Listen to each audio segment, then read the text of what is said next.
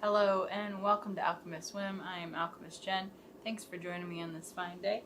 I hope you are hanging in there and maybe having a good day. If so, that's pretty amazing. Congratulations. So today's whim of the day is to talk a bit about fabric-y things. I took some fabric I was talking about yesterday and I did the sewing thing. So I did the sewing. They're all stitched up and ready to roll. So I have this huge stack of fabric that's going to be printed. I had initially hoped that I would get to the printing, but I did not, alas, and that's just fine. During my productive procrastination of the day, I did other things, and that's healthy too. So there's things that I had to get done, like grocery shopping. You know, there's things, right? So I also washed stuff that I dyed, so I'm going to show you what that looks like. And then I also started another dye. So I had a very productive day. I sewed all this. This took a long time, and then you tie in all those ends. So, yeah, I did things. And so tomorrow I will need to do the printy thing because I want to print on both sides. So that means that I need time in between to let the first side dry so that I can print the other side. I can do that. Alrighty, so that's what's up. I have two different sizes, so those will be really fun. Super yay. Super yay. Alright, so let's show, I've got fabrics, and I have a couple pieces of clothing, so let's show the clothing-ish stuff first. So this is a gifted and thrifted top. Not knowing what the fabric, or not knowing what the string was used on this.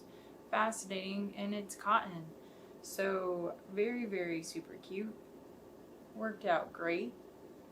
Lots of super fun colors in there. And it's freaking adorable. So, yay.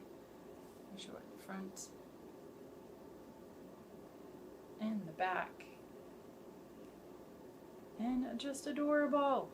Just adorable. And another tank top that I had. There it is in this pile of fabric. It's inside out, so we will flip it. Maybe it's not inside out. Maybe I'm just mistaken because of the way the stitching is.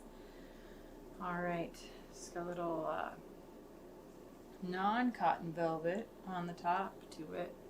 You never know. Velvet can be cotton. But that's a cutie. Cutie tank. It is fun to dye stuff. It sure is fun to dye things and see how they turn out. So that'll be kind of fun. Yay, colors. Alrighty, and then the fabric. So these are going to be my backdrops, unless I decide immediately that I like, oh my gosh, that needs to become something else. And it's really hard for me not to just decide that. So show the first one, and this is gonna be hard because these are big, so these are gonna go behind me as we're doing our filming for a little while to give us some different backdrops. So it's got some dark colors on the sides, which is really cool. Try not to talk into the fabric, but I will do that anyway. And then again with the darkness on the outside. The darkness is on the outside. So I'm thinking like this one, when I do go to print it, would look really cool with some things in the middle, some kind of flow to it. My thoughts with these are to be able to have two kind of tapestries if I want to cut it in half, to be able to gain two tapestries if I want to do it that way. Or something else, and that's just fascinating, that section there. That I don't even know if I'm in the shot. That beautiful splurge of color. So, yay for dyeing.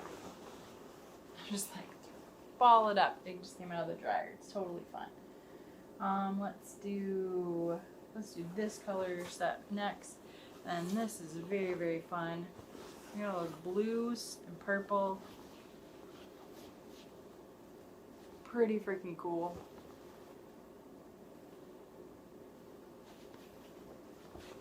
And some darkness in there. Darkness is fun. Darkness is very fun. Look at that purple. Just gorgeous.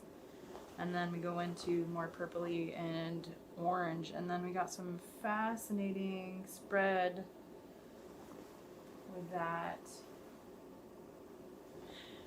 Seeing how like the dyes split up. So like this one is a very fine dye. So like it will spread as you're using it immediately.